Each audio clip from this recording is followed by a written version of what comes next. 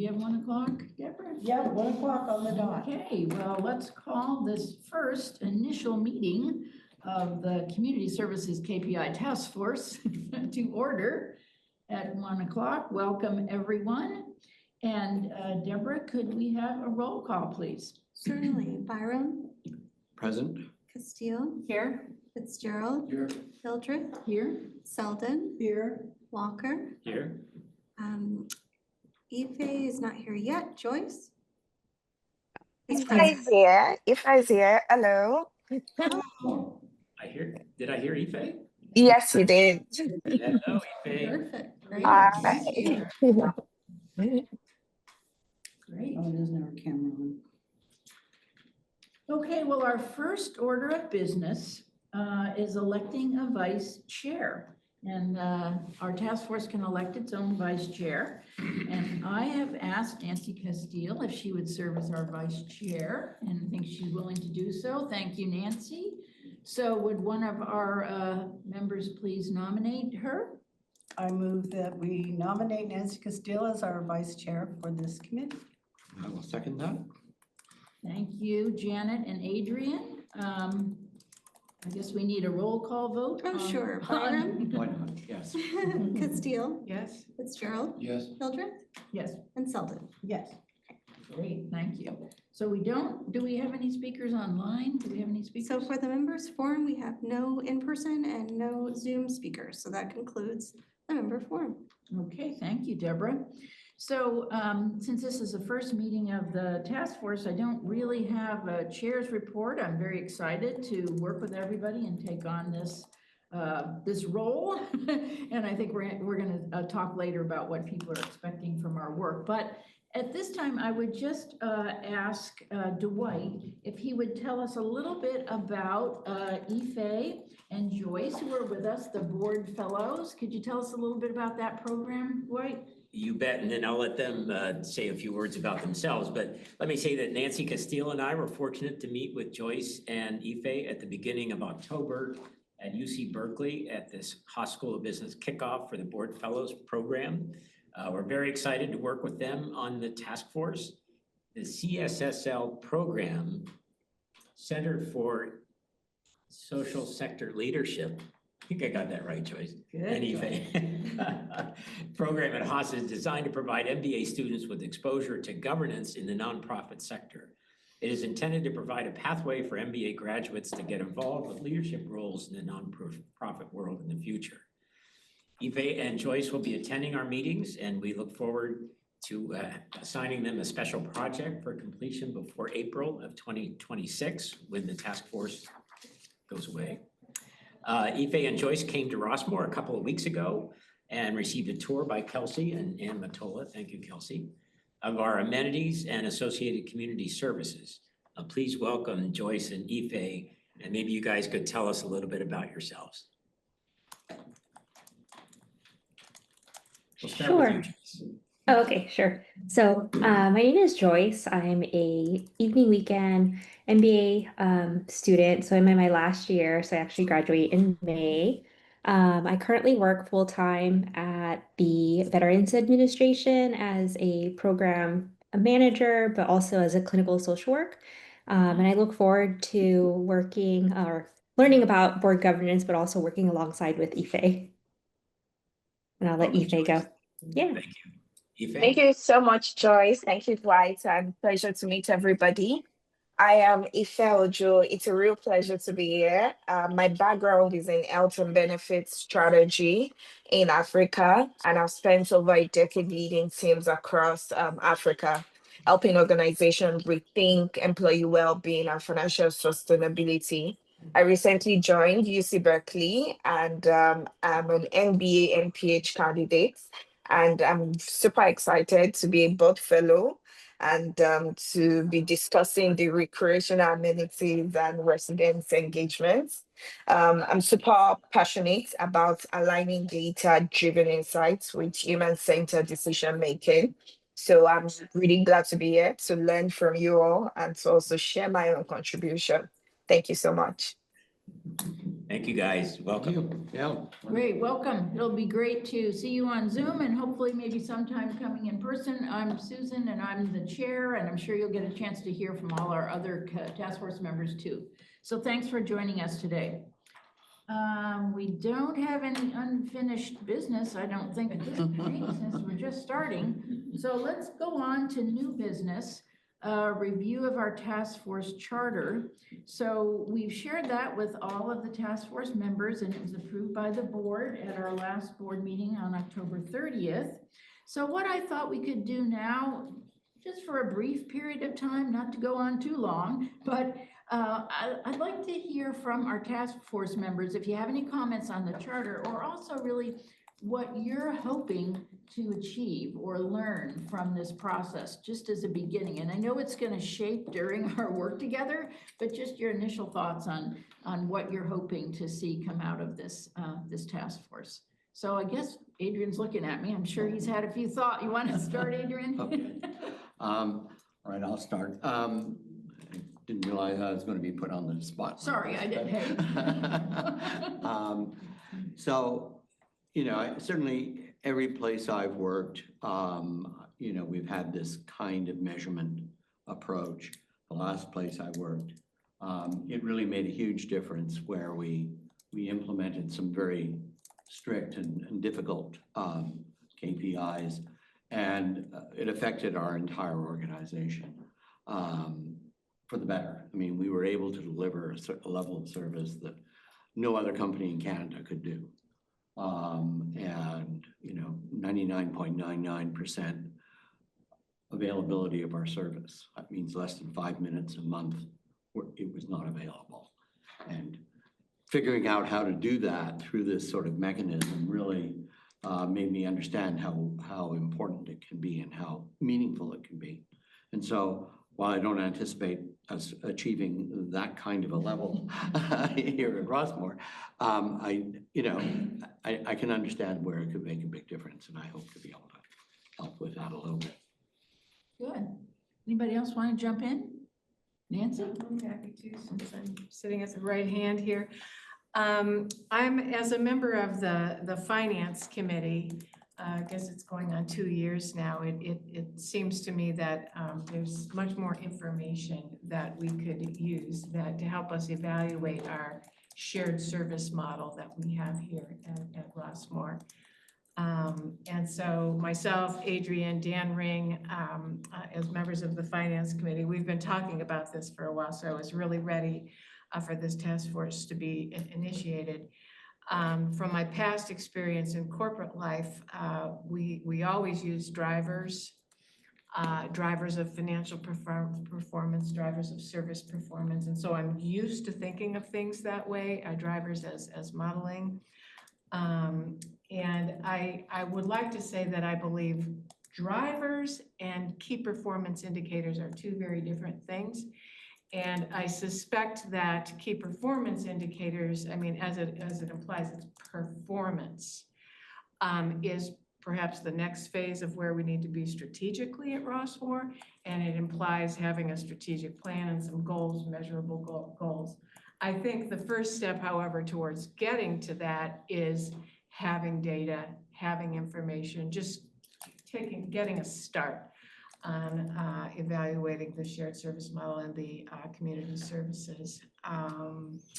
So yeah, I think that my goal is to start off what I call building a data-based culture at Rossmore that will help us understand more about how we're allocating our resources, as well as where our next dollar should be allocated in terms of where the trends, the usage, resident usage of amenities lies.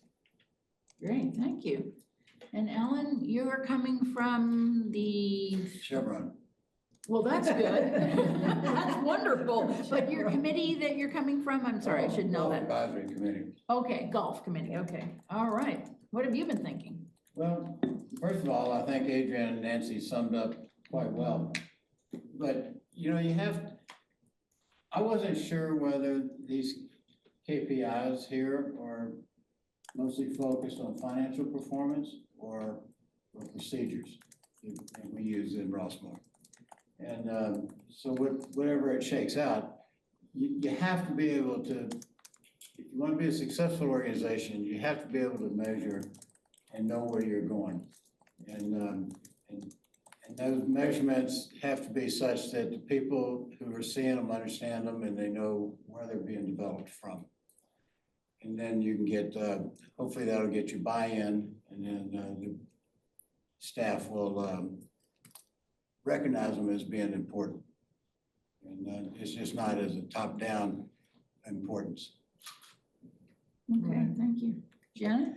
Well, I do not come from a corporate background at all. I come from a nonprofit background. And so I always look to what our customers are getting, you know, what they need and what issues, you know, that come up around transparency and how we make decisions, and all that has been kind of all over the place. So I'm hoping that this task force can help, you know, focus and educate our residents as to how we're doing with all of this, because people have a lot of questions and we don't always have the answers. Okay, I'm gonna make a couple comments and then I'll see if Aoife and Joyce want to add something. So my background is public sector. And in the public sector, we're also driven by providing great services for our community's tax dollars, just like we are here for our coupon. So and it's interesting, Alan, that you said, I think we are going to have to determine with input from staff and residents, are we looking at financial metrics? Are we looking at customer service metrics, performance metrics? We have a lot of information that we're going to review today, but I'm hoping that we can all distill a couple of key areas where we want to drill down and determine, is it financial, is it service related? And I think Janet's comment on customer service and how we're fulfilling some of the wishes or aspirations of our residents is important as well. So I think it's going to be a great experience. I'm really looking forward to it. And I think all of our experience in our previous lives will help us shape and form how we want to move forward. So Aoife or Joyce, don't feel compelled to say anything, but I know you've had a little visit here to Rossmore and maybe have a sense of what it's like here, or tell us a little bit about your experience if you've developed KPIs or performance measures in your previous work. Joyce, why don't you go ahead? Oh, sure. Thanks. So experience-wise, kind of going off of what you had mentioned, you know, my background is primarily in the public sector, although I have worked in the private sector as a clinician, which we still use the KPIs primarily to understand like patient satisfaction, and then use the KPIs to drive, you know, how we're going to provide service delivery. So I think when I went on tour a couple weeks ago, I think the whole thing I kept thinking about was, and I think you guys touched upon it, was the metrics that we use, is it more so for financial or is it customer based? Because I think once we have a clear idea, it can definitely drive what KPIs we want to look for. So that's the only input I have right now. I'll let Aoife talk. Joyce, you've echoed my thoughts. I know we've discussed this earlier, and we have so much synergy on this at this moment, for us to better understand what the expectations are, and also to understand, instead of us preferring a solution without having like full data and insights into what is going on. So this is what we want to do first, to better understand and to understand the metrics we'll be working with. Then we're able to deploy necessary KPIs and see how we can implement together. Yeah, thank you. Great, thank you. So I don't want to just skip over the task force charter, which we have there on the screen. Are there any comments about that or concerns? I mean, we've adopted it, but it is kind of our guiding charter. And to me, what I see here is a clear outline of what we're expected to do, but I also see this as a first step. And although we have our charter until April 2026, I think one of the things we may come up with is, for future areas of investigation. I don't necessarily see that our work is going to end in 2026. And one of our goals really is to shape further work that might go on. Okay, other thoughts? Could I just point out a clarification too? And maybe Sure. Alan was asking this question, maybe not. But the scope of this task force is on community services Right, community only. services. Yeah. So does that entail customer satisfaction, activity, and financial performance in community services? Yes. Yes, But we're yeah. not going beyond Yeah. that. Is that okay, Alan? You're okay with that? I don't have a problem with it. All right. We do have a clear focus on community services. Okay. The other thing I should have mentioned at the beginning of the meeting, and I think folks might have noticed this, we initially had set our meetings for 1 to 2:30. But because we think we're gonna have a lot of discussion over the next few months, we have extended our time until 3 p.m. We don't have to stay till 3 p.m. today if we don't want to, but I just wanted everybody to clarify that we wanted to make sure we had plenty of time to go over everything we're gonna be talking about. I would just like to check in and see if folks had a chance to review this you can't manage what you don't measure document. And there also was a link to a much more detailed description about metrics. I thought personally that you can't manage what you don't measure gave us lots of good ideas about what we might think about. And I also, Kelsey knows I'm gonna be calling on her. It's not gonna be a shock like it was for Adrian, but what did you think about those? I know you've done a lot of that work in your life in the public sector, and not that we should, pick one of those, but the way they had them categorized and the ideas, what was your reaction to that? I think it's a great way, and it's kind of a typical way of understanding what you are providing to your customers, understanding your output and whether or not it's received, making changes in real time, understanding what the next interest will be. I did appreciate, let me pull it up really quickly. It was the number of visits, which is something that we already do look at. And the reason it was to understand use and where, we can find usage, where we're over-programmed, under-programmed, all of that, I think is really good information. Okay. And we'll be talking about that as we move forward. Any other thoughts on this? Yeah, go ahead, Nancy. Well, yeah, just one thought. One of the most interesting reports that we have is the report that shows by category, how many dollars we spend for each service, and then what that amounts to in terms of resident coupons. Right. And what am in desperate want of is a denominator for all of those things. In other words, if we spend 3 million on X, 3 million for how much? For 10,000 rides, or 10,000 rounds of golf, or whatever, and is there a way to evaluate where we allocate those funds in terms of something per something else? Number of people attending concerts, and I know we're never going to get to the point where the denominator is common, but we can at least perhaps go to clubs or whatever, say, how do you measure your success? What are your metrics? How many people in your club? How many concerts do you give? How many people attend your concerts? That kind of thing, so that we know for every area that we're spending money, what are you getting for it?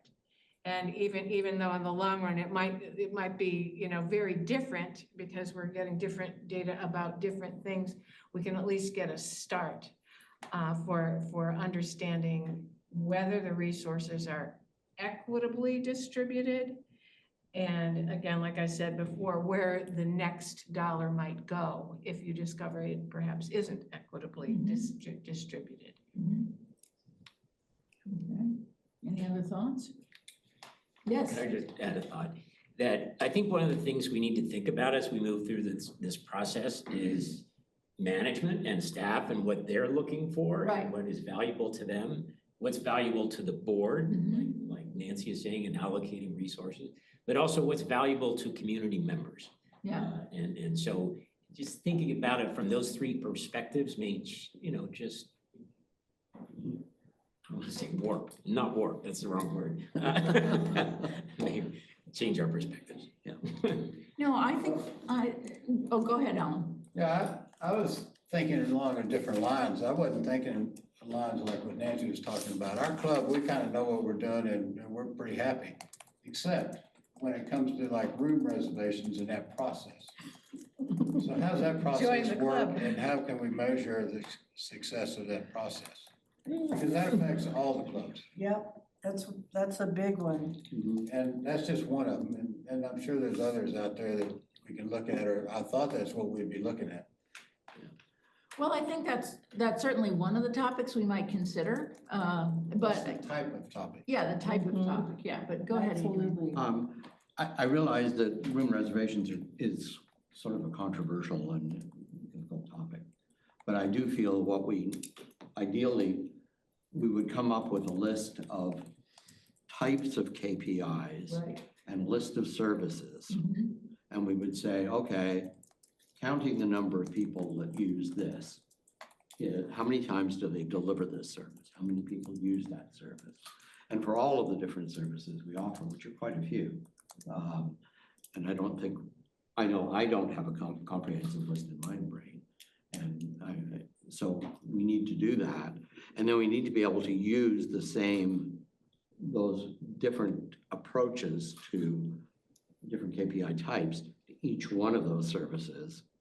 Some of them, it will be easy, some of them will be hard. And in some cases, we may not want to, or, it's not like worth it. But, it's too complex, et cetera. And other ones, well, like maybe room reservations, kind of got to start with the basics and then move to the more complex ones that are associated with that. So I feel like we've got to go through a process, not just jump into one particular situation. I think that's what we're here to do, and I think the room reservations is, I don't know, maybe a symptom of some of the challenges we have. I think we also, two things I wanted to mention. First of all, when you were mentioning management, Dwight, I want to make sure that as we move through this process, we identify what we currently can measure with a reasonable effort on the part of the staff. And that may be somewhat limited right now. And I know some of us here are very interested in the potential of Vermont services, which you're going to move into over the next, I'd say, like 12 to 18 months? 12 months? Sooner. 3 months. So it's, Well, when we could really start using it. I mean, so by the second quarter is the goal. Oh, okay. But Vermont Systems, I think, is everybody familiar with that, Alan? So Vermont Systems is a platform that we're going to be using for both the website, and it also will have hopefully some opportunities for different kinds of applications for rooms and other ways to manage the room reservations. Am I right on that? Yes, we'll be able to, everything we're able to do now, it will just be in one system. And what will be helpful for the committee and in the future, the process for running the reports, getting all that data will be a lot quicker because everything will be consolidated. So rather than going across a few different programs, we'll be able to do it all in one. So that if we have questions, if we have things that we need to provide to the board, provide to the directors, it'll be a much faster process, and it'll be, once we get all this new data, it's a lot easier to transfer in the data that we know is important and that is clean data, and so it'll be starting off fresh. So the problem with starting off fresh is we're not going to be able to use Vermont Services capability for history. We'll still have access, so we have that information. And typically when you transfer, you keep all that information, so you have historical. So we'll be starting. Somewhere else. Yes. But it's not, isn't it not even, it's not in NetSuite, No. so it's back in GenArc, or is it somewhere It's else? in the systems that we're currently using across golf, recreation, fitness, all of that they have their own systems. And when you transfer systems, we'll be starting fresh with all the new information moving forward. We'll still have access to everything we had prior. So that if we need to look at historical information to compare data, we still will have that. So I think the challenge or opportunity will be that we're doing our work here while you're implementing Vermont. So I don't know that we're gonna be able to use that extensively, but the experience in onboarding it and launching it might help us shape what we want to do in the future, because you're gonna have a lot more capacity than what you have now. Yeah. And to Janet's point about the historical data, I personally do not expect any. Okay, this is, as far as I'm concerned, a brand new start with new systems and trying to bring in old data. I mean, look at the difficulties we've had with the balance sheets in the finance, okay? Trying to make that really work and be accurate has proved extremely difficult. And I just Just don't. going forward. I see it as not being particularly valuable because you can't really rely on that data anyway. We're doing this so, for the future. Yeah, I think we should keep that in perspective. Okay, Dwight and then Nancy, go ahead. So just a thought, there is existing data. Right. That can be a starting point, Right. low hanging fruit. Yeah, we got Golf has yeah. lots of data, Yeah. transit, Yeah. fitness center, that may be good places to start to see, okay, what can we actually do with this and what's important? Right. And we have some of that to look at. It's here. And did you, Nancy, you wanted to say something? Yeah, I just wanted to add the thought, we've talked a little bit about if like customer satisfaction or resident satisfaction is part of our goal. And I think we're gonna have to get clear at the start if that's what we're all about, because that's taking us in a very different direction than simply having business metrics. And I'm all for it. And I think that, we need to look at it in terms of there's people who don't live in Rossmore yet. How do we bring them in? How do we sell Rossmore to them? That's one area. How do we measure the effectiveness of that, given the decline in MTF and all of that? And then there's the people who already live here, and how do we measure how happy they are with the situation? And we should look at things like, I would use a kind of corporate term, the customer satisfiers. What are the satisfiers? Golf is a satisfier. Health and, the fitness center is a satisfier. And I'm gonna add in here, because I'm not a golfer or a pickleball player, but I'm an arts person, I'm a music person. So, when we go out there and we're trying to bring in residents and we're trying to measure whether our residents are happy or not, what do we offer along the terms of arts, music, performance, all of those kind of things. And I think that's kind of harder to get at, and that's, I think, an area that we should get more metric. We know how many people are golfing. We know how many people are in the pickleball club, those kind of things, but we're not really looking at that other thing. And I think it's at least for a lot of us, a very big component of our happiness at Rossmore. And, whether the ease of getting a room and those kind of things. And then what we might surface at the end of this, if you start looking at this, there's, Kelsey showed us something like, is the number 19,000 club members?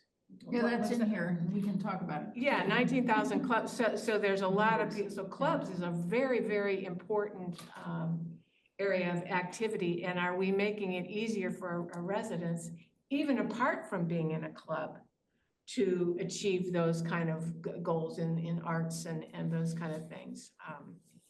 And other core services, I feel like, don't get talked about much either, like the counseling center. Like, such an important community service that we have that I think a lot of people, don't know that much about it.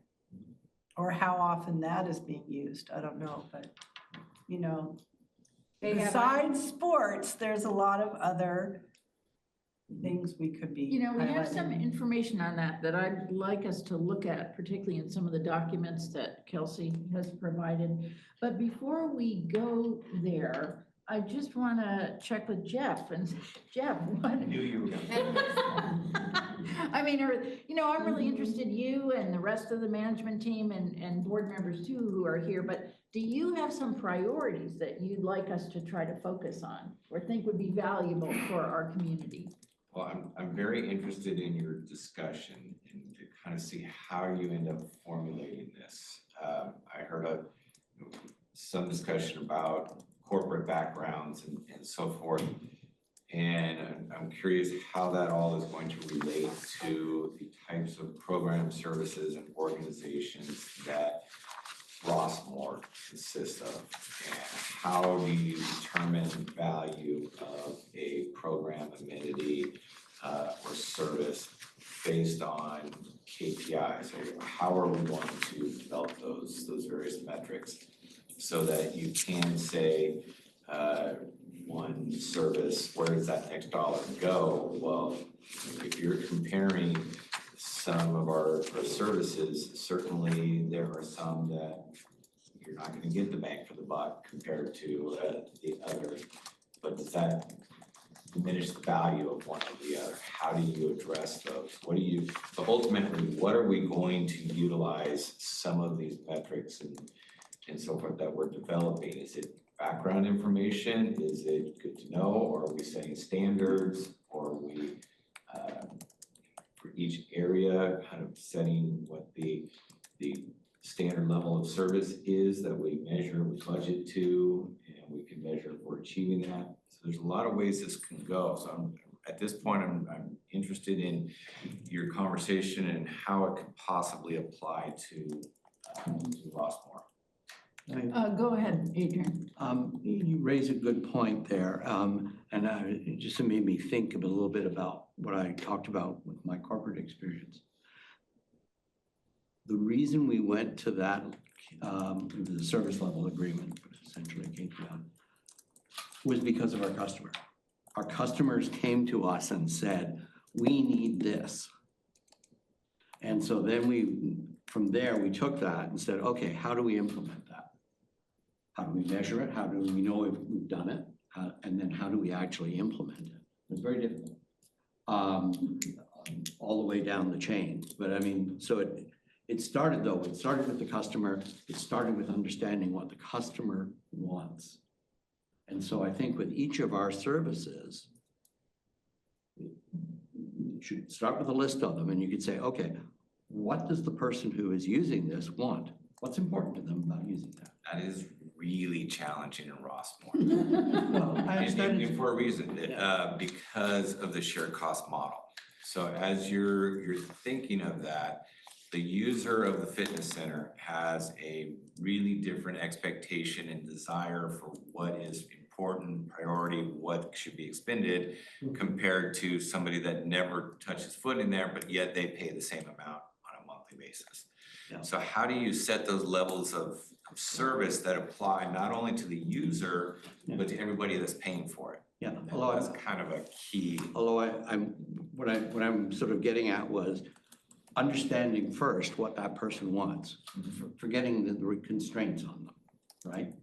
Forget the financial constraints or the staff constraints, but what would really make them happy? We start with that and then we say, okay, so how do we measure that? How we deliver that? And then you start adding in the constraints. Now you can start to see that we're spending $50 here and getting 10% satisfaction, and we're spending $50 here and getting 100% satisfaction. Why should that be? But having that understanding of customer satisfaction, I feel is perhaps the key to what we're trying to accomplish. I'm gonna call on Nancy and just mention that in one of these documents, one of the initial measures there was that net promoter score, which is a really interesting thing. Have you used the net promoter score before, Kelsey? I know I've been, or other organizations where we've used it, which is, you know, identifying how someone feels about a particular service and saying, hey, would you tell your neighbor to use this service? It's just an interesting way to look at things. But did you want to, Nancy and Alan, you wanted to make I have a comments? comment. Okay. I must have missed something along the way because I don't know what documents you're referring to. In the Um, agenda, there's Did you get the attachments. agenda for the meeting and it has attachments? I don't remember seeing one. Maybe On Assembly, are you on Assembly on your? I would be. I mean, I don't remember seeing an email come along with attachments. Well, we can make sure you get Yeah, just- that, Alan. Yeah. It's not an email, it's in the Assembly meetings agenda. You click on the agenda and then. the Yeah, I understand. We use that for the Golf Advisory Yeah, Committee, and it's but I here. don't remember seeing anything that came along that For pointed me this. in that direction. Oh, Okay, I might have missed it. We can make sure we get you that. Yeah. Because we did have some documents attached there, but go ahead. I did have a comment though about like the fitness center. Okay. Yes, there's a lot of people in Rossmore who do not use the fitness center, but there's a lot of people who uses the fitness center. Is the fitness center meeting, performance meeting the needs of the people who use it? right. Yeah, Because there's some people who just can't use it. Yeah. And that's just life, the way it is. And some people who don't want to use it, okay? But for the people who use it, is that meeting their requirements or needs? And then you can trace that back. What is that, are we performing that or given that with a reasonable cost? You can look at the dollars after you find out what you're really supposed to be offering out there. you know, I'm gonna make a suggestion. And I'm wondering if we could, hopefully most of us have these documents, or we'll get this up on the screen for you, Alan. Could we go to the chart, Deborah and Kelsey worked on this, 7D3? I don't have access. I'm the secretary. Oh, I'm sorry. It's okay. I have it. Oh, I'm sorry. It's quite all right. 70 is a 73. discussion on coupon, you mean, that one? No, I'm sorry, I mean, we can talk about the coupon, but Okay, just so I have a 7D3. There is no 3. Okay, I'm looking at the club metrics. That's E. E, Oh, I'm sorry, I'm sorry. that's okay. Yeah, but when you look at 7, maybe I wrote the wrong, did I get the wrong E. thing? This is a thing that 7E1. Yeah. 7E. No. Wait a minute, This one? no.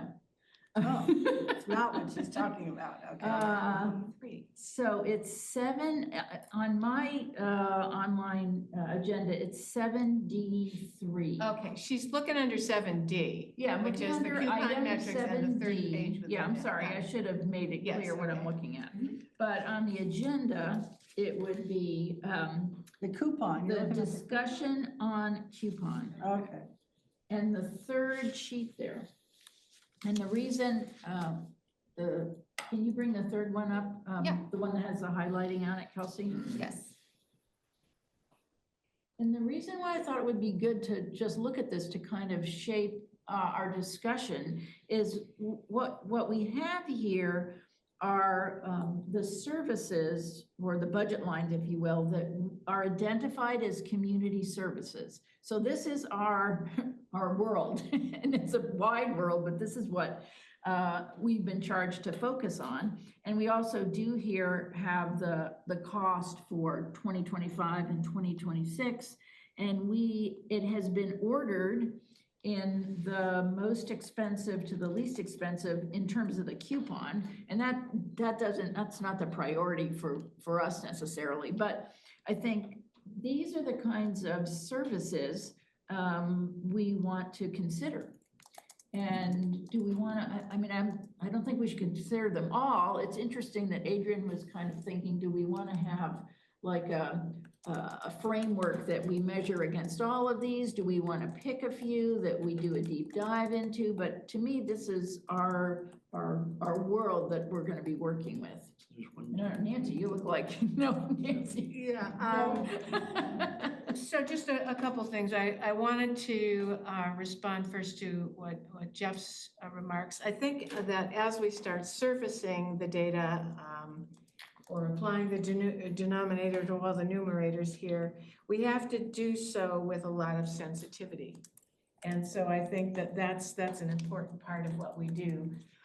Because we are a shared service model, and we different people value different things, and some value them to a different extent. So for example, there might be somebody who never leaves their manor and never does anything, but is happy paying everything here just because they're going to put all their eggs in the security basket, or they're happy paying for landscaping.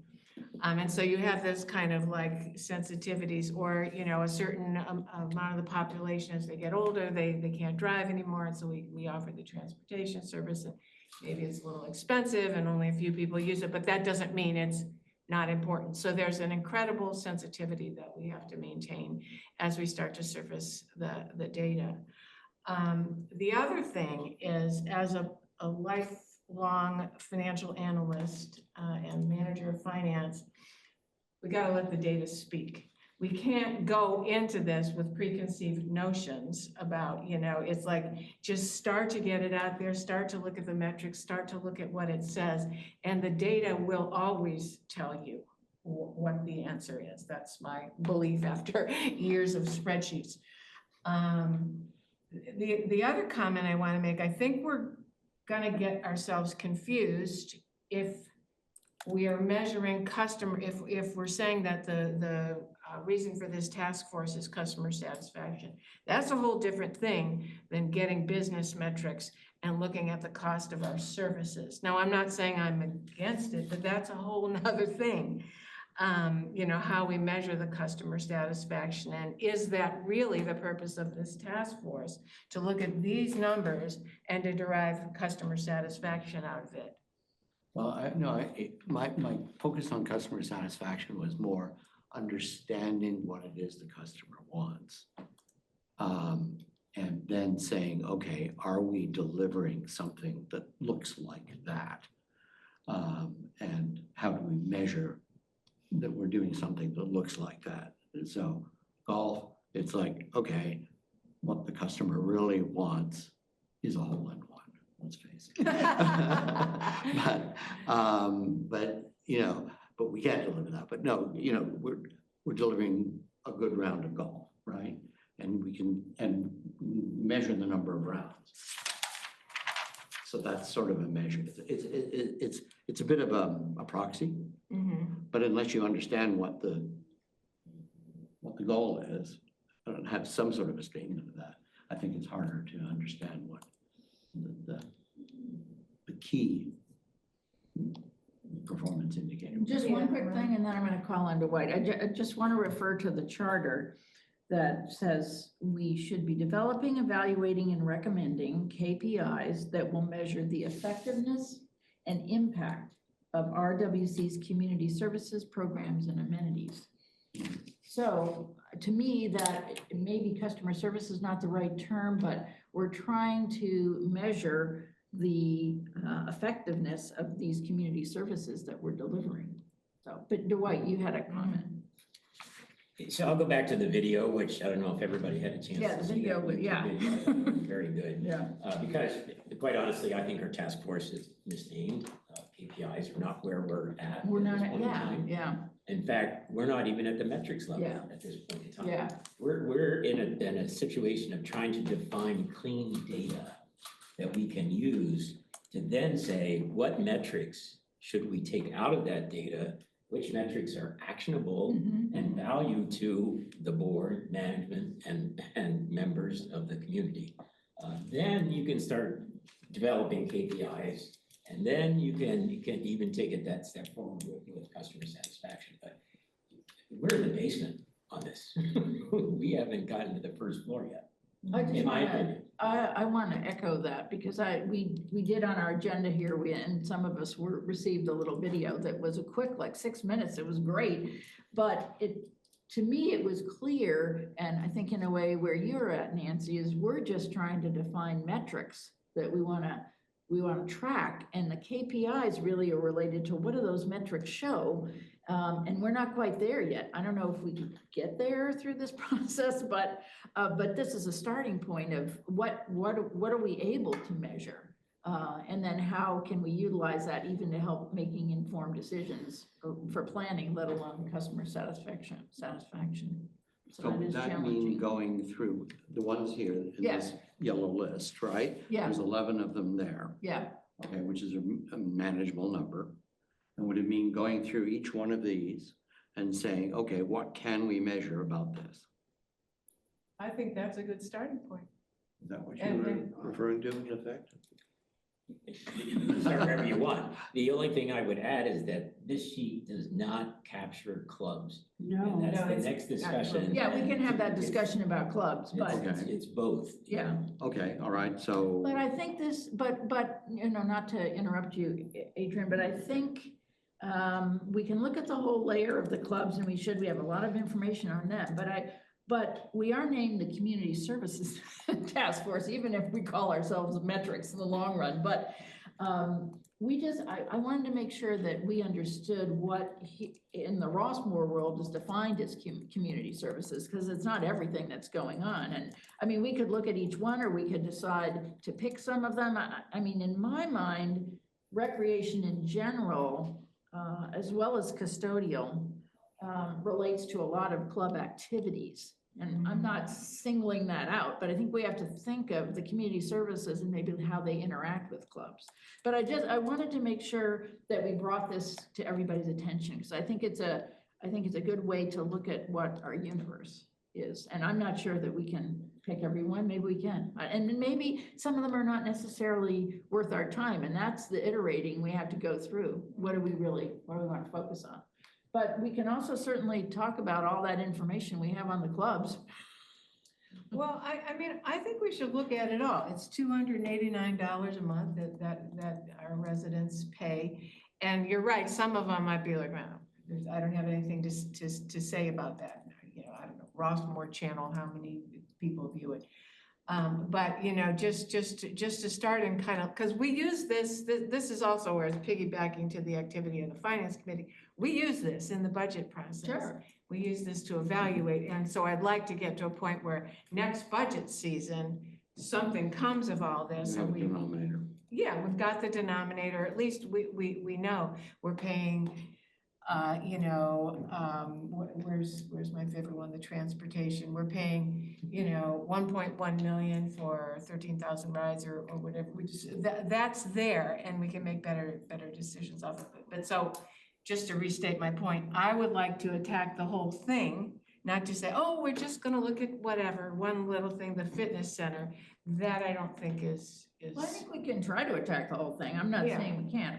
But because we're identified as community services, I think we need to spend our time on the highlighted yellow items, not accounting, not HR. Yeah. Okay, all right, okay. And we can give And it a somehow shot, we yeah. need to, custodial is, a lot of it is really the clubs. Is that not correct? Right, and where we might essentially? make an attempt to break it out, if we could ask, or something, We'll do some see. cost Also, when accounting we underneath. get the designated use areas that well, anyway, yes, a lot of it has to do with clubs, but also other facilities is, keeping things up as well, not just clubs. But yeah, But, so maybe we need to dig into that Parcel a it little out, bit, parse yeah. it apart.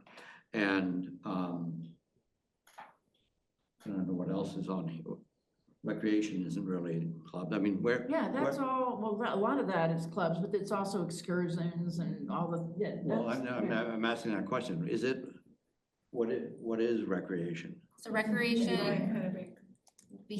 That, Right, yeah, kind of well, big. other people than I mean, Brian. if you're looking at a cost on the coupon, it's hard to define what is recreation. Yeah. Recreation is the front desk receptionist. Recreation is the performances. Recreation is ticketed events, excursions. It is your director of community services. It is The whole staff over there with right. room reservations. So it's hard to put it's one program or list of programs. Okay, so maybe what I'm trying to get at is maybe we need to pull that apart a little bit and say, okay, there's 8 components to this or 3 components or something. You can look at And- excursions, you can and, look at. these are the ones we ticketed need. events. And we want to see, okay, what will be a number, what will be Nancy's denominator for that particular thing? Recreation would be a good one to start with. May I make a suggestion? There are some on here that have existing data. Yeah. That's the place to start. It has what? Existing data Mhm. and things that can, so when you look at these golf course, tons of data that we don't even see on an ongoing basis, and we should take a look at that. Bus transportation, very easy to take a look at. Fitness center, yes. Aquatics, yes. Counseling, yes. Lawn bowling, questionable. Pro shop, kind of. You know, when you look at that, a lot of the categories, we have data. Yeah. What do we want to look at? What are the metrics that are useful and actionable? Yeah. And then as we get that experience, go back to pulling recreation apart. I mean, that's a major task. I don't even know. Pulling custodial services apart. Yeah. So anyway, Yeah. in my opinion, take baby steps to get involved here and understand what we can get access to, and then identify what we need. Nancy, and then I want to ask Kelsey a question, or ask the group a question, but go Yeah. ahead. Just one thought that I've had, and maybe this is jumping the gun to throw that out there, but I've always found that if you want information about how something works, go to the people who run the department, go to the workers, go to the employees, go to the club members and ask them, because we're sitting up here at the top of the house guessing about what it might be. So what I would suggest is that we might have a survey or something to go to the clubs and just ask the club, how many meetings a year do you have? How many members do you have? How do you measure your success? How many people come to your performances? You know, what is the value? What do you think you're offering to your club members? What happiness, what satisfiers, whatever, what life goals are being set. So we get it directly from the clubs. That'll tell us what direction that we need to go in, because it's always true that the workers or the people or whatever, the people know the answer. And we could, even without going out there and saying, we're trying to get at this and we're trying to get at that, you tell us. You tell us how you measure your success as a club or as an activity or whatever. And though while we think the fitness center might be easy, go to the head of the fitness center, go to the people at the front desk, get their opinions. You know, we'll get a lot more information about how things really work. So just a couple comments. It's just us here working on this. We don't have a budget. And I know that our folks here, our Haas fellows? our fellows, we need to determine a project for them. And I think we're not yet ready to do that. I guess I'm just cautioning a survey. Are we at a point where we really want to try to do that? I like Dwight's suggestion that between now and our next meeting, we try to find out, particularly in those areas where we always have data, what does this data look like and what could we do with it?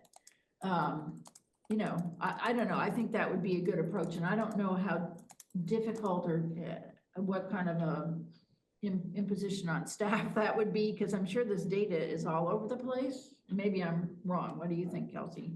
It depends. Yeah. So like I said, we have different programs that'll house that information. It just depends on what exactly you're looking for. Okay. Well, golf has your own whole data collection, right? You have, We've got a lot of data. yeah, you got a lot of data. And the bus transportation has a set of data? Yes. Yeah, but I think Dwight hit on something there why don't you start with a program that has data? Right. Work through that data and kind of figure out, what do you want to do with that data? How do you want to use that data to determine, satisfaction, budgetary, future development? What are you going to use that data for? Mm-hmm. And then always keep in mind that the customer is not necessarily, in Rossmore, the customer is not necessarily the person using that amenity or program or service. It's everybody paying for it.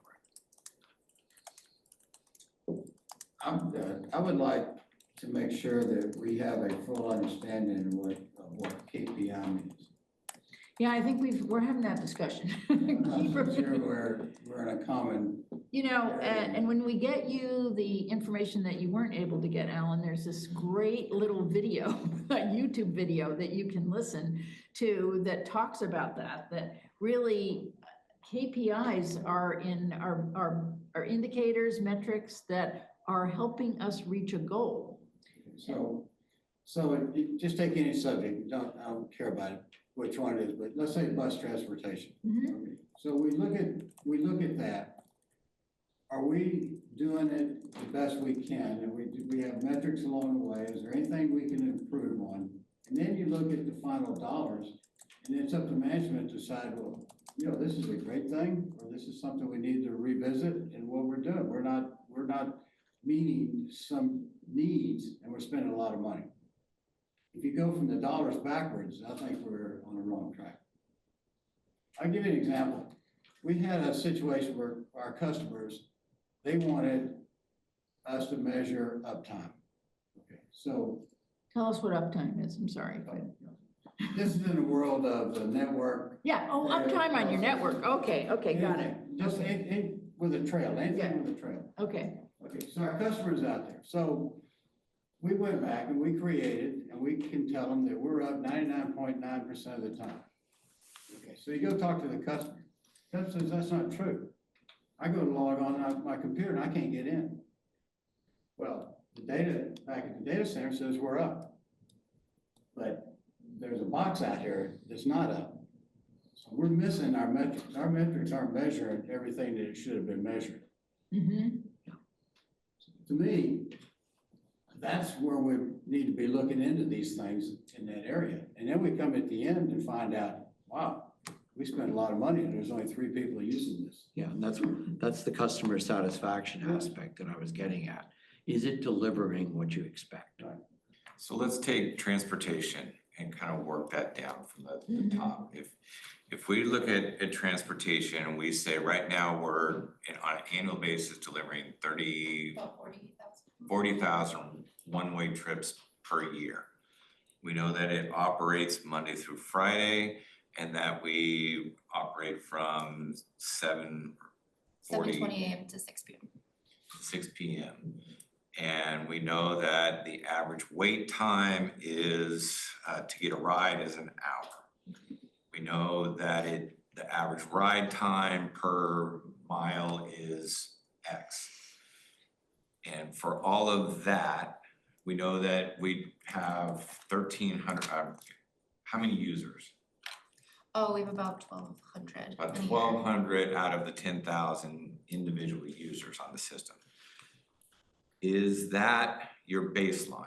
Are we satisfied with that for the 1,424 that it cost, or whatever, that 1,446 that it costs? If we want to increase or we want to lower the wait time to 20 minutes, what would it take to do that? Is that a desired outcome to say the new baseline we want to have is 20-minute wait times?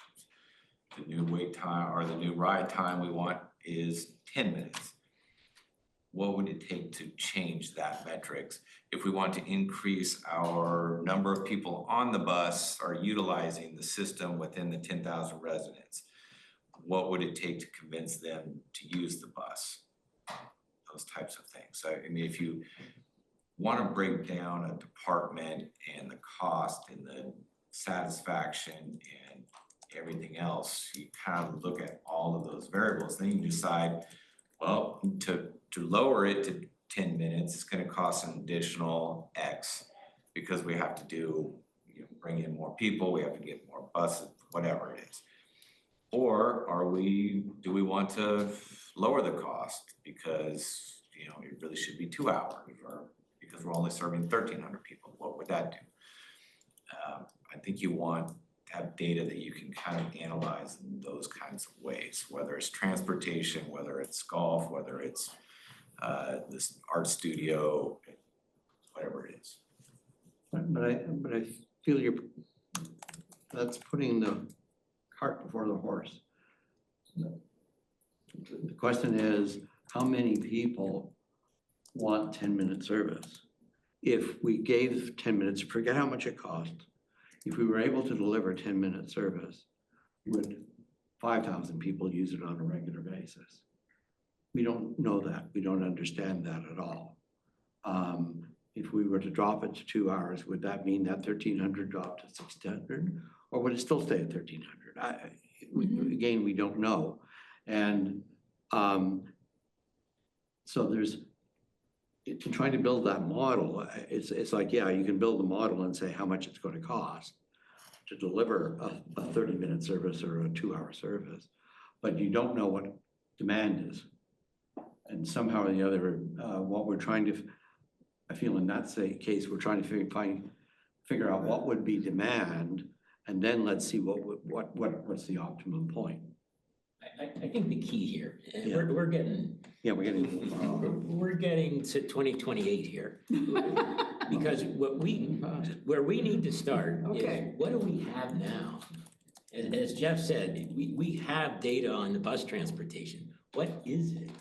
And then you can start establishing goals or looking at variables or doing research. But we don't even have data right now in front of us to be able to say, this is where we are. Yeah. And we need that for these dollars as well as for club activity. I mean, one of the things that I keep thinking about is we don't have shuffleboard anymore. Why is that? Because nobody's playing shuffleboard anymore. Outrage. We need to know how our activities are trending over time to go back to what recreation has to offer. Yeah. And so we've got to get a baseline of data. Then we can look at matrix. Then we can look at KPIs. Then we can look at customer satisfaction. We've got to get a starting point, and it's got to be simple, or we're going to spin wheels for 3 years here. Okay. And I'm off the board soon. So. But I do feel we have data on some of these things. What We data don't have you seen? Yeah, I have no data. Okay. I have no data. Well, I understand we have a golf system, so it generates. We a need lot to of look data. at it. We need to see it. That's fine, and I agree with that. But if we look only at the places where there's data, I think the community is going to be annoyed at us, because. It's a place to start, Adrian. Yeah, That's but I where we mean, we need to do have to look at club reservations.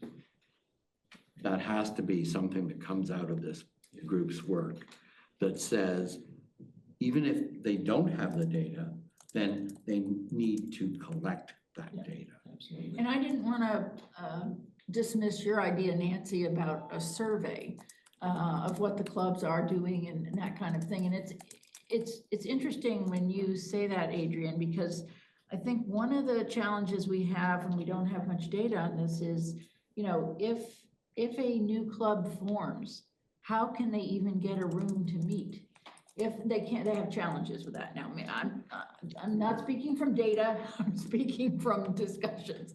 And if an existing club wants to add a meeting time that isn't historical, how can we manage that? So there may be other aspects of club use, but I think we could look at trying to figure out the data we have, and we should spend some time, a little bit of time talking about the data you've shared here, Kelsey, on clubs.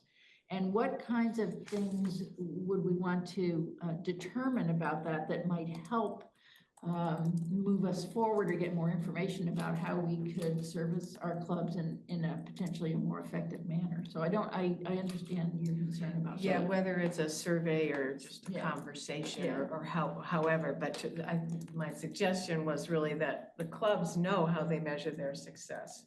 We don't really know.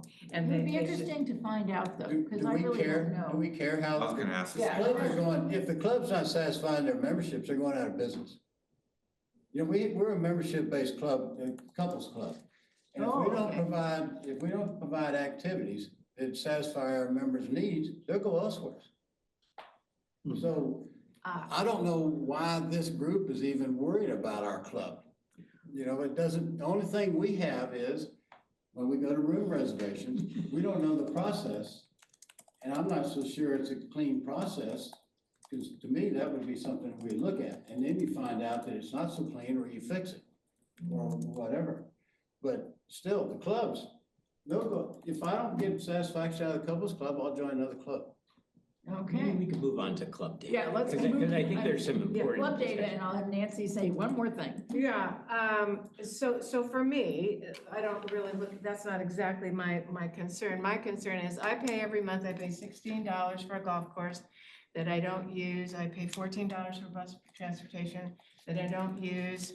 You know, all these different, I never use the counseling, but I do use the club. So I want my money's worth, if you will, out of the clubs. I don't want it to, because I'm not using all this other stuff. And so is there a way of saying, yes, the people, you know, that use clubs are getting their satisfaction? It's easy to make a reservation. There's plenty of rooms for clubs.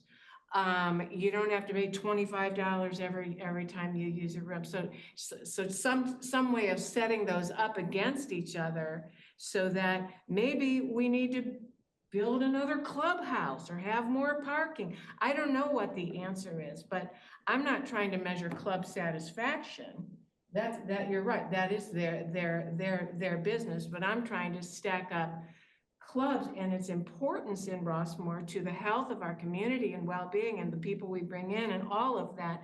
What do we know about that? Because my gut tells me that that's a place where we could put more resources in order to get to this kind of shared service model. I'm happy for my neighbors that golf, and I'm gonna happily pay $16 for them and happily pay this and that for the pickleball. But I just want to make sure that the things that are valuable to me, that I'm getting my fair share. I think what you're pointing at, or what you're interested, not to speak for you, is what are the services that we are providing to the clubs? Right. That's what you want to measure, not anything to do with the club How the itself. club, yeah. Not the Right. internal. That's irrelevant. Yeah. It's how are we providing or measuring what we're providing to the club so that they can do their function. Right, and that, when I say like, so let's say Rossmore Chamber Music Society, they've got a certain amount of members of their boards, but they have 4 big concerts a year that sell out. They're 400, so therefore that proves that clubs provide a big service and perhaps more dollars or resources could be allocated in that way because of the importance of what they do. Well, we do have a lot of information on clubs. Could I suggest we look at 7E3? The Okay. bottom half of the page, and I think this is just a telling tale Yeah. of why we should be looking at this data. And it has something to do with club satisfaction. And if you look at I'm sorry, where are you? 7E3. Yeah, if you look at your agenda, Got it's the club E, review matrix. club metrics, Yep. and it's the 3rd page of that, bottom of the 3rd page. Do you have the Assembly website up? Not here, Okay. but I get this data. And from it's the golf. right up there if you I can, just miss whatever, yeah. the site is, the message for the site. I'll find it. If it's out there, I'll find it. It's for the public. Everyone can access it, and just in case you don't get that email. So all I want to point out, so let's look at this chart. I think it's very telling. So Club 1, 232 resident members, 230 non-member guests. So total participation is 462. So guess what happens in terms of room usage? We're hosting non-members to the tune of 50% of their activity. That's something that we should look at. Look at the far right, the dance club, 131 members, 285 non-member guests, 421 participants that we're housing, we're Should entertaining. be charging. Okay, so Something. that's a prime example, but don't we have policies against that? Well, they're not being followed. Well, now that's a process. Now there's a process. Not problem. necessarily, Well- you can have as many non-resident guests, you can't have non-resident members. So that's the. It's a very yeah, easy workaround. That's the workaround. No, but I mean, when you look at golf, I mean, you'd see similar numbers with golf. But they pay. They're and they paying. pay. They pay, but These nonetheless, other people don't pay. Like they're a good revenue source. yeah. My point being. Yeah. This gets into room usage. Yeah. It gets into policy. Yeah. Should there be a policy that talks about this? I never saw these numbers before. I was shocked when I saw these. It's something that we need to be aware of. Mhm. So, and it deals with club satisfaction. Guess what? Ballroom dancing is probably not a satisfied club at this point in time because they have to have 285 outside people to come in and keep the club alive. We don't know what they would say. And it's We not made the necessarily- mistake of. Sorry, Dance. I'm sorry, it's one dance Go club. ahead, go ahead, Alan. We went to one of the events for the dance club and we learned then that that wouldn't exist if it wasn't for the outside people. Right, Exactly. yeah. They told us that wouldn't, Exactly. the club wouldn't exist. Was it at the event center? Well, it wasn't at the event center, but it was at Fireside. Yeah. This is a long time ago. We gave that idea up a long time ago. Yeah. So it's interesting, I think it's interesting to just have us think about what Jeff said.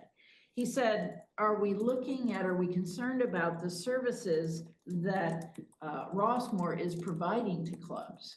And could we drill down on that? And and maybe are the clubs satisfied? Aren't they satisfied? What are the points of contention? Is that something we would want to focus on? It's certainly something that's gotten a lot of attention. And I think there's a lot more data behind and information behind that topic than a lot of even club members are aware of. So it's just, I think it's an interesting place to consider looking at some metrics or how we're measuring things. And it could be contentious, but I think we have to look at it. And as Dwight said, there is no limit to the number of non-member guests. Current policy, you can have as many they have to be a guest of somebody, like you For the can't. club. Right. Yeah. So you can have an event and have a lot of non-resident guests, but you can't exceed 20% membership. But I mean, some of the clubs, quite a few of them, are about performance. They're ukulele club, the chamber music club, the whatchamacallit singers. And so what we're seeing here is their audience. The club is the people who are putting the performance on. That's what the Rossmore residents are all about. And you need an audience. And we give them a way to have an audience. Well, that's for the performance clubs, but not all of them. But it's not for all of them, no. Yeah. I'm just saying that Yeah. there's different Types of. different types is of an clubs, audience right? versus, someone coming for one event as an audience, and I don't know if they're paying any kind of a ticketed price, it doesn't matter. Yeah. Versus clubs that might be using the non-member guest as a way to avoid the 20%. Yeah, but I think the point that you and Jeff were discussing about one of the services Yeah. that we provide, that RWC provides to all of these clubs. How do we measure those? How do we identify those? How do we measure those? And what numbers do we have now? What numbers should we have? That would be the useful thing to So, accomplish with this. For instance, Kelsey, could this current system generate how many instances there are of somebody applying for a room, a club applying for a room that you're not able to book at all? So the system wouldn't be able to inherently do that. What it would be able to do is tell you our usage. But if someone has applied for a room that it's not available, that's more anecdotal in, conversation. It's not going to be in the system that someone applied for that day and it's not available, but that's information that we keep in mind so we understand what our capabilities are and what we can offer. Okay, Nancy? Well, there's also the point about, if you asked a club, what do you need? What would make your club more successful? So let's say, for example, the ukulele club, the way they operate, they have little groups of people, they're beginners and musicians, and they book 1 million rooms because they want to get together and learn how to play. And we say, well, that's not fair. You can't have 1 million rooms because other clubs need those rooms. But if we looked at it differently, it was like, oh my gosh, older people, they retire, they want to become musicians, ukulele's really easy. It's a really, really great thing, and we should allow them to have as, you know, as many rooms as they need. So if it's the case that we've got, you know, I don't know what the data would say or what the decisions would be, but, you know, to ask the club, what do you need? Because it's a really important part of your happiness at Rossmore, as opposed to more of like a, we don't have the rooms and we have a process and you have to sign a contract and you have to give, you know, all these rules, like I understand that there's a reason for those rules, and we're trying to control our scarce resources in an equitable way, and there's misuse and all of that stuff that happened during the reservations meltdown period. But, you know, to go to the club and say, what else do you need, as opposed to being kind of rules or restriction oriented about it. I would love to see, and it maybe moves on to the next topic, but the designated, what do we call them? Designated use. Yes, designated use amenities. I want to know how many people are using those designated use, So and this, over yeah. time, what that looks like. And this is. Do we have ceramics people? Are they 7F. actually throwing pots over Oh, there? God, yeah. Yeah. It's a lottery to get into that club. Careful. So, Well, but it's important when we have areas like table tennis and wood shop and the art studio, that we know that those are being well used. And I don't know how we do that. and how, and Jeff, maybe you could help us a little bit, you know, how did these designated use amenities, I'm sure they developed over the years. What's the history behind that designation? How would somebody be able to get in there if they weren't designated? What's the history there? So it's really a history of a partnership with clubs that can manage and operate a designated type amenity. So you Okay. have the wood shop. If we didn't have a club or group that had the expertise and ability to manage that, you would be looking at having to staff it with a person. The cost would be significantly more. Same with kind of all the studios. With, say, lawn bowling, which is pictured there. If we were to have, you know, staff people there that leased out the balls and made sure that if you're wanting to reserve a court and schedule it, it would start to be much more involved. Rather than we designate a club, they do the training, they do the scheduling and oversee kind of the use. So all of those clubs kind of fall into that. They have their own space. And you're supporting, or we're Rossmore supporting the use with, you know, the basically the facility maintenance?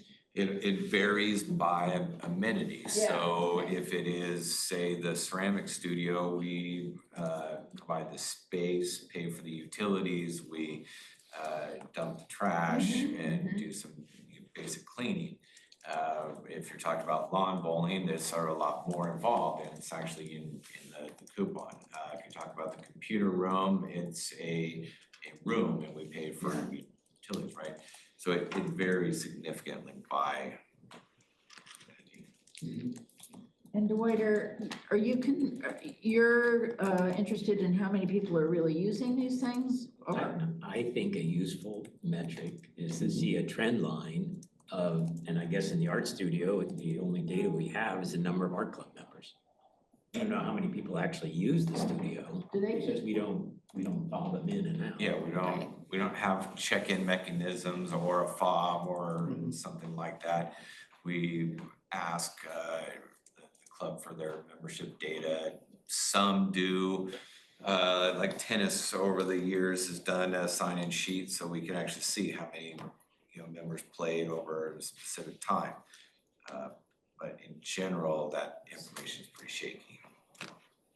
So the question is for us, as I feel as a KPI committee, is that a number we should have? Yeah. You're saying yes, but I'm saying that as one of our goals would be to identify numbers like that. Or how we could get numbers like that. And well, identify them and say, that would be a good number to have. Then how the hell do we go about getting it, right?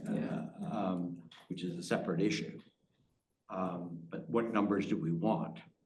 And so what you're sort of saying is, let's take a look at the numbers we already have And see where we have gaps. and then. How good then- are they? and Yeah. how good they are and how meaningful, and how useful they are. And then what are the gaps? Right. Yeah, but also, I mean, I just think that a conversation goes a long way, you know, that if the data, we might not be able to get the data, but if we go and talk to the person who's in charge of the art room, or if there's, just talk to me for a little while. How many people are coming in here? What do they know? They might tell us, as opposed to us going and saying, this is the kind of information we need, but we don't really know what's going on. And so it's gotta be an iterative kind of back and forth. Yeah, and it's not, process. yeah, that might be something we decide to do. There are not that many of these uses that we couldn't, you know, have No, I mean, absolutely. conversations. You would identify that, oh, this looks like a number we'd want. Then you're asking, how do you get it? And the way you find that out is by going talking to people. Yeah, yeah, and right? so I just mean- wanna get that out there. It's like, maybe a survey, because that's a whole other thing, design a valid survey and you do the right questions and all that kind of stuff. That's not so much what I'm talking about as just talking to people. What does that look like? I'm sorry, I don't exactly understand, just talking to so let's say it's the art studio or one of the performing arts groups. What does just talking to them look like? Just talking to them, so ask them, so what are the programs you offer? How many programs? How many people are attending those programs? What kind of use is there of this studio? What are the prime times of day? I don't really know because I don't use that studio, but, you know, are there constraints? Are there, you know, how do you run your club and how do you measure the success of the studio? How would we report that? Well, I don't, you know, when you mention performance, I'm trying to differentiate between the clubs and the designated use amenities. Because I think what Dwight and Adrian are suggesting is we don't have much information on these designated use amenities. Now, the clubs that are managing those are providing a great service and saving us money. On the other hand, we're also spending money on the maintenance. So, I mean, that's maybe 10, 12 entities that, if it's appropriate, I mean, us as a committee might come up with a questionnaire, not a big survey, just some standard questions, and we would talk to the leadership there just to get a sense and have that come back to inform some of the things we're thinking about. Just pick, say the garden club. You know how many members are in the garden club. How many plots are designated to different folks. How much usage they get out of that, or entries maybe you have into the facility. You probably have, you know, that kind of data on a specific facility. Table tennis, they have a sign-in sheet, I believe.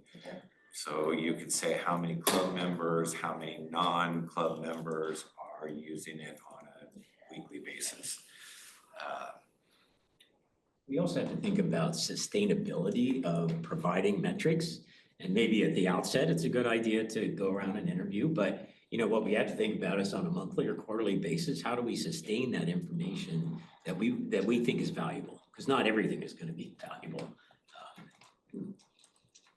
And are you collecting information on these designated use areas that beyond what you have? I mean, this chart is great and you've outlined what they do and what RWC does. Do you have any further data on that? What we collect or what Recreation collects is what makes up the club, what they're specifically doing. We'll have, you know, what their reservations are, but what they're using the reservations for other than, you know, a brief description.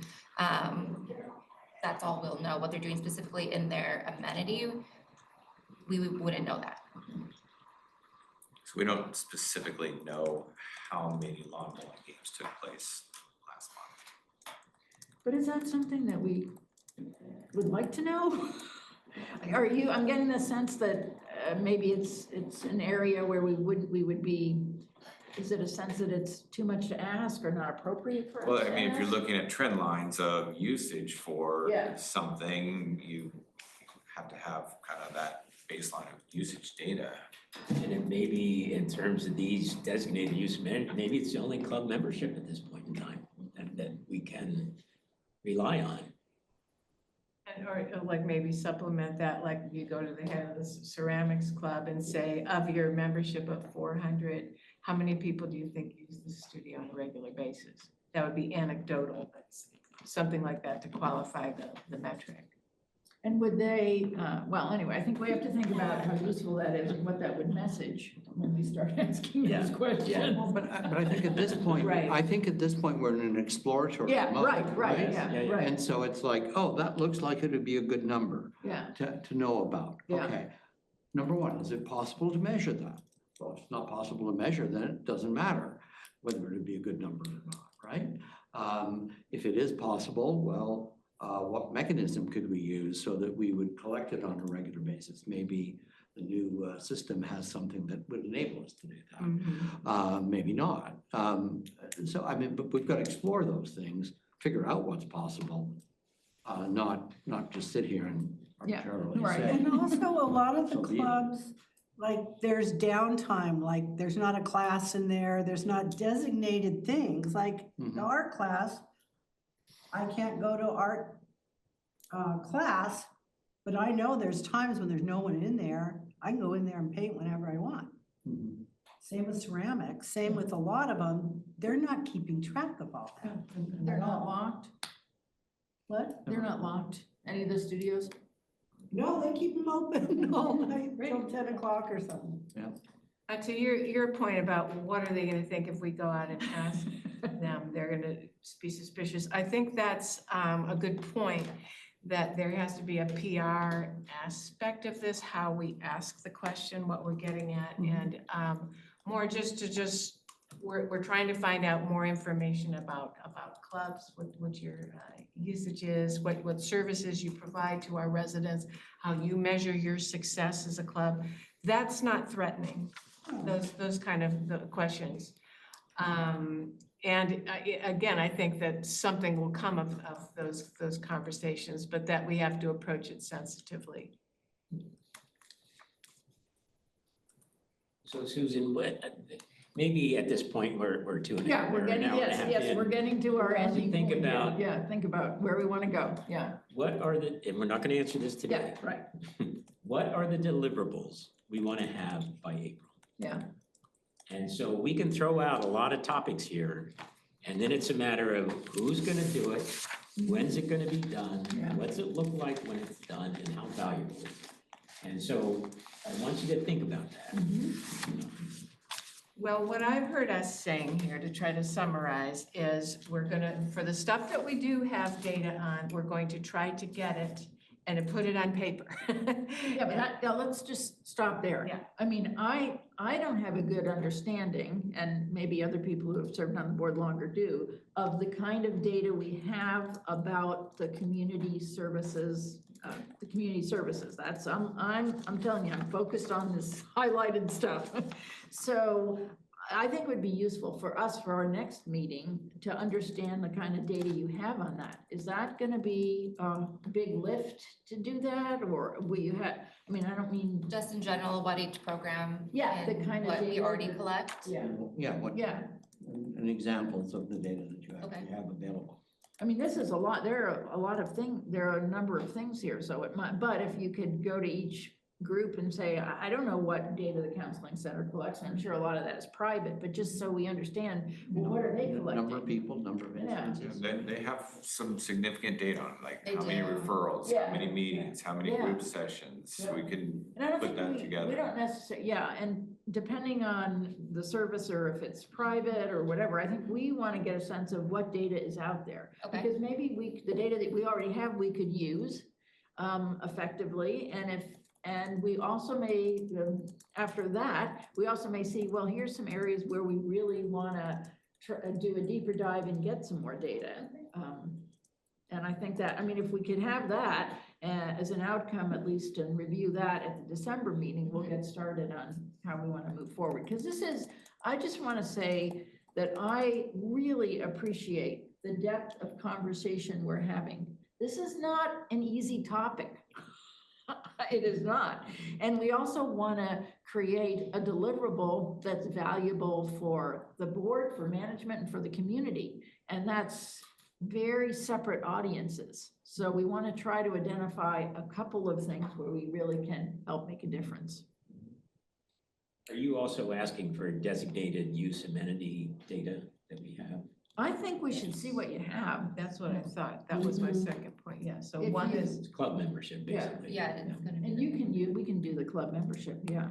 But Which includes that non-residents, right? wait, that's another topic, and we might want to just see if we had enough discussion on all this information about the clubs. Because that's I mean, I also see the information that you've presented us about the clubs as, it could be useful to the work that we're doing, but this is also going to drive some considerations on the policy committee that is not what we have to get into, I think. But anyway, for just Kelsey, you and whoever will be helping you, are going to get us the types of metrics and data that you have on the community services. And if you have anything on the designated use areas. Right. And then in terms, I just wanted to talk a little bit more about the club metrics. And I'm looking at 7E4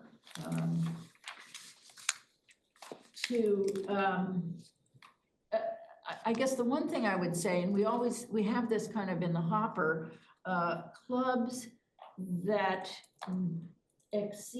don't meet, setting aside the non-member guest thing, there are clubs that don't meet the 20%. And I don't know that that's our bailiwick to concern ourselves with in this committee, but how does that affect, I mean, how are they using spaces that other clubs that are following that guideline are not able to use? Well, when you think you're on the policy Yeah, committee, right? right. I mean, this is a topic in front of the policy committee Yeah. right now. Right, Good to know. right, yeah. Yeah, but what it isn't telling us though is how many, what is being displaced. We don't have that Yeah, information, that's, we right? don't, We don't know. yeah. So I mean, it could be that it just doesn't matter that Yeah, 20% are using it, or 30% could be outside. It might not matter, or it might be that it's, wow, we're causing a lot of clubs internally not to be able to And that's, operate. I don't. And so how do we know that's the that? Data, I don't think we have that, and how could we figure out how to address that? Well, that's, I feel like one of our, Yeah, if we can come up with a some deliverable way, yeah. around that, that would be And it could be, beneficial. I mean, I don't know, it could be that that's something that Vermont Systems might provide in the future, because as you said, Kelsey, now it's all anecdotal. Right. You don't have, your system isn't able to say, we have X of these requests and what percentage isn't filled. well, just to reiterate what I think you're going with, we're gonna try to assemble the data that we Yeah. have. We're gonna try to get more on the designated use amenities, and there's, point 3 would be, there's general consensus that we wanna drill down more on clubs. And more conversation is gonna be required on that. And I would define it more as as Jeff said, the services that RWC is providing to the clubs, which is primarily access to rooms, and there's tech help and all that, but primarily access to rooms. And is that service being provided effective, impactful? What are the challenges with that service? And I think that's what we're talking about. I think it's gonna be hard to measure that, but I think it would be important for us to try to figure it out. But yeah, but you've got to understand what you're after. Yeah. And then you can try and figure out how to measure it. You don't start with the measurement in Right. that sense. By the way, Kelsey, you made all of this anonymous in terms of the Yeah. clubs? And why? Because this is a public forum.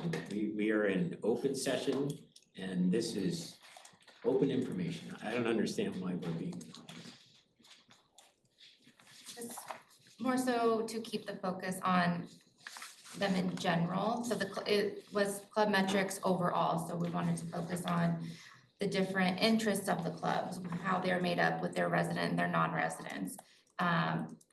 Focusing on specific clubs at this point, it's more so looking at the entire system of the 167 clubs.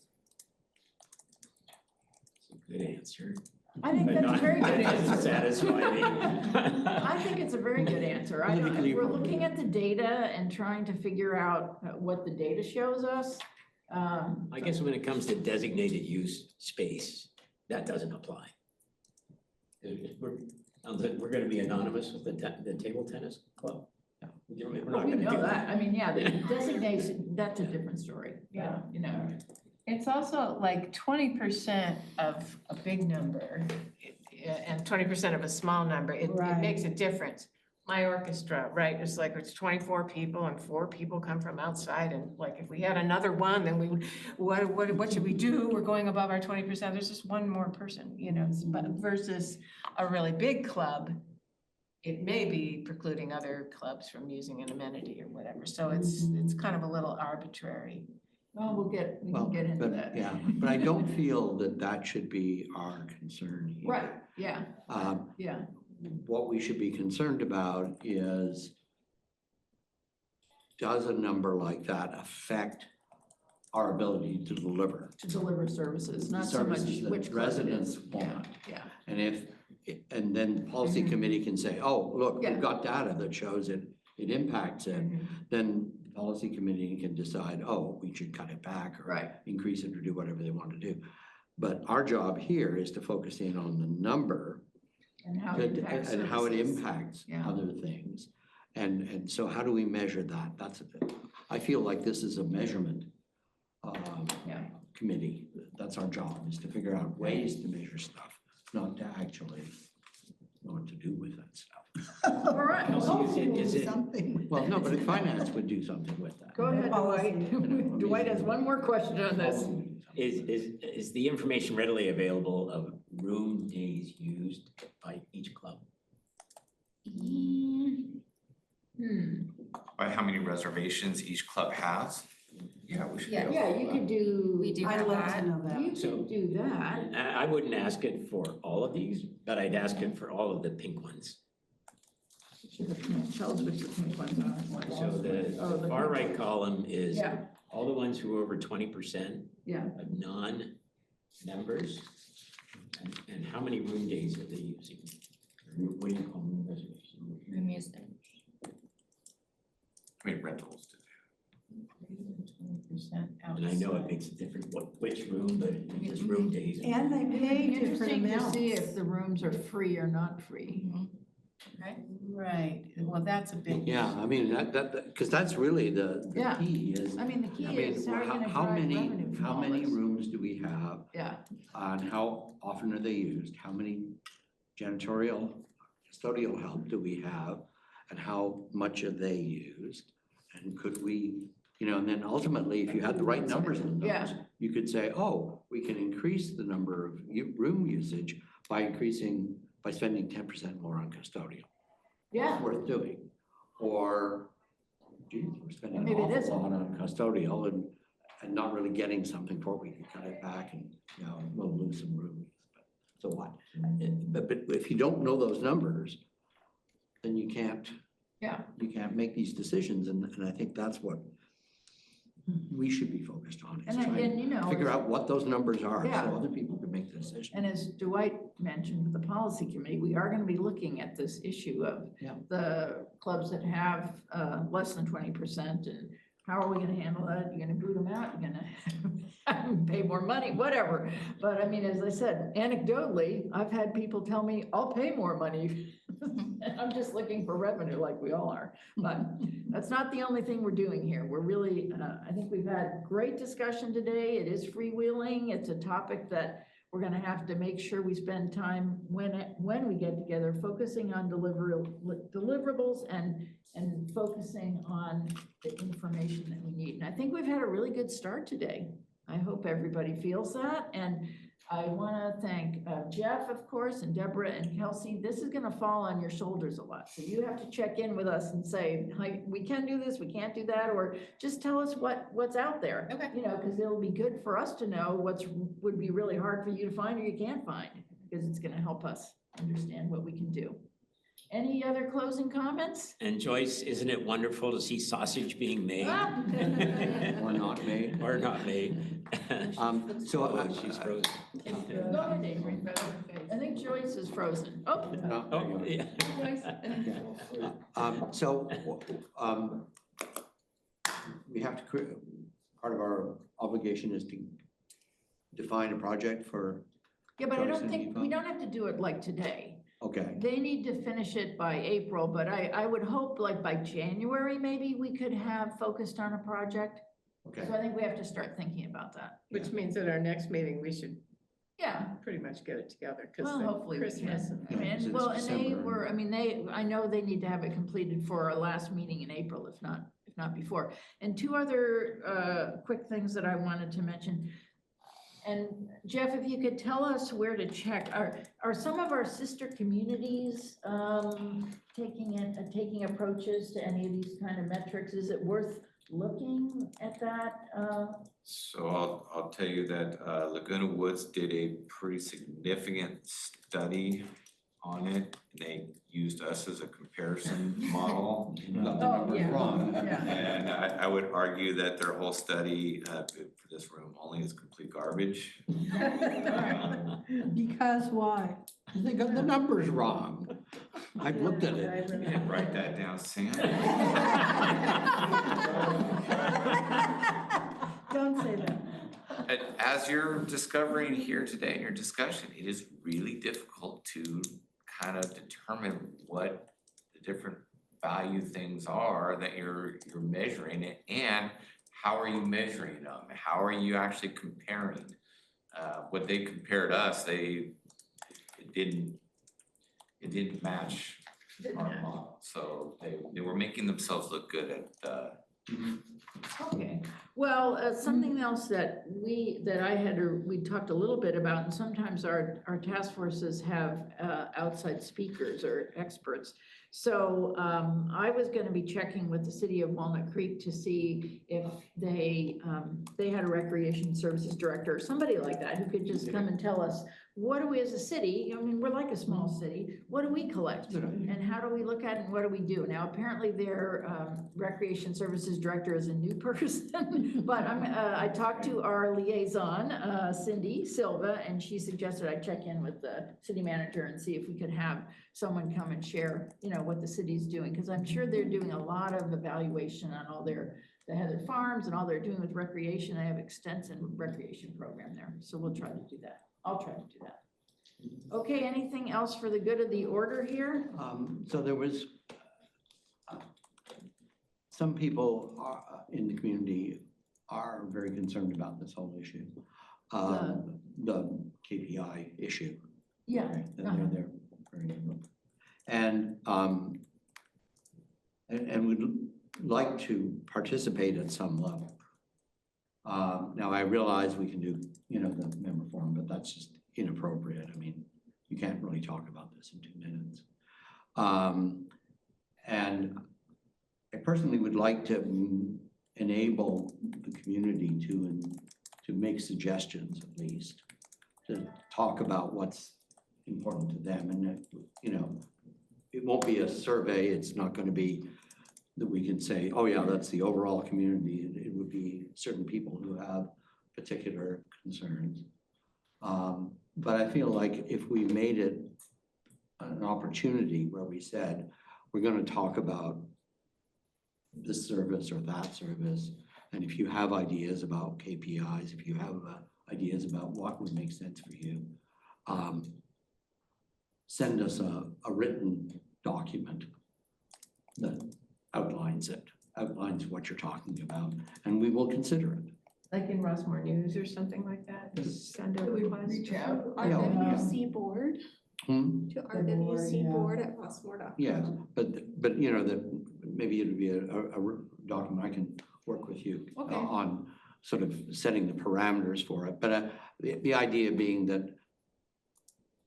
our residents who do reflect a lot of experience and whatnot may have some ability to help us. But didn't we kind of agree that some kind of club survey would be appropriate? I mean, No, that's a lot of. We haven't agreed yet. Okay. Agreed. We haven't agreed. I agree, It's a yeah. suggestion. I agree with you. Well, I think would be, and I think if Adrian, you and I could work with maybe Ann Peterson or folks from the news about some kind of outreach, letting people know that they could submit suggestions. And I don't mean to poo-poo totally the engagement of the clubs. I don't think we're quite there yet. And I also think we should utilize the Activities Council as a venue to gain information too, through the Activities Council and see if, you know. Do they have numbers? I don't know, we should have, I don't know. Yeah, they have something. They have some numbers, we can, but you don't have, we can check with them. You don't have to check with them. I mean. I don't think they have. You don't think they have many numbers? Okay. They may know participation in clubs, but we've got what they have. Oh, yeah, but, okay, all right. But I think that might be a venue if once we get a little bit further along, maybe a couple of us could go to an Activities Council meeting and make a presentation and have some discussion about how things are going for them or what we want to know from them. Okay, well, thank you for suggesting that, Adrian. Anything else here for the good of the order? So we're not at 3, we're at 2:45, but. The good of the order. Yeah, okay, well, thank you, everybody, and I'm sure we may have communication before our next meeting on December 2nd. All right, thank you very much. Bye, thank you. Joyce, nice to meet you. Nice to meet you all.